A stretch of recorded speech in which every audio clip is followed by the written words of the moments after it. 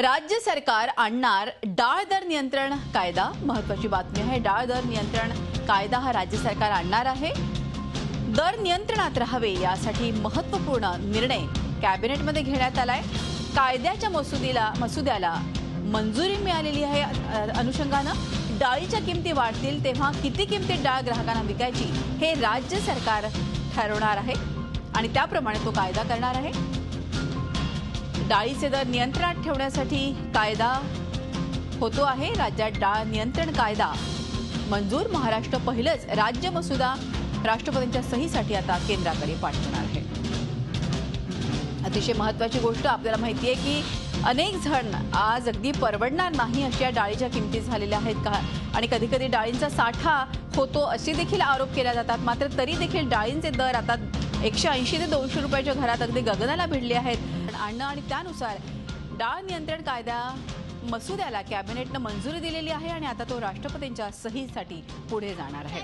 असा कायदा करणारे महाराष्ट्र हे देशातलं पहिलं राज्य आहे।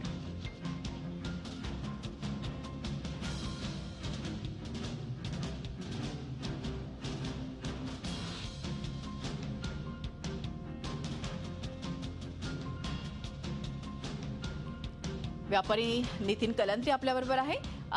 नितीनजी, आपण बघितलं अतिशय महत्त्वपूर्ण असा निर्णय आहे। राज्यात पहिलं राज्य आहे की डाळ दर नियंत्रण कायदा येणार आहे। काय आपली प्रतिक्रिया यावरती? एवढं खूप नियंत्रण आणणं आज गरजेचं नाहीये। ह्याच्यामुळे शेतकऱ्यांना भाव कमी मिळतील आणि व्यापाऱ्यांनाही एक रोडब्लॉक तयार होईल बाजारपेठेत, जेणेकरून कोणी खूप उत्साहजनक वातावरणात व्यापार करणार नाही। मागच्या वेळेस आपण बघितलो ऑक्टोबर, त्याच्यामुळे एक निरुत्साहजनक वातावरण तयार झाला। आपल्याकडे येणारा इम्पोर्ट माल सगळे गुजरात आणि कलकत्ता पोर्टवर वळवण्यात आला। तर ह्याच्यात आपल्या स्टेटचा रेव्हेन्यू लॉस आहे आणि ग्राहकांनाही नंतर कदाचित उंच भावात फरक पडायला पाहिजे।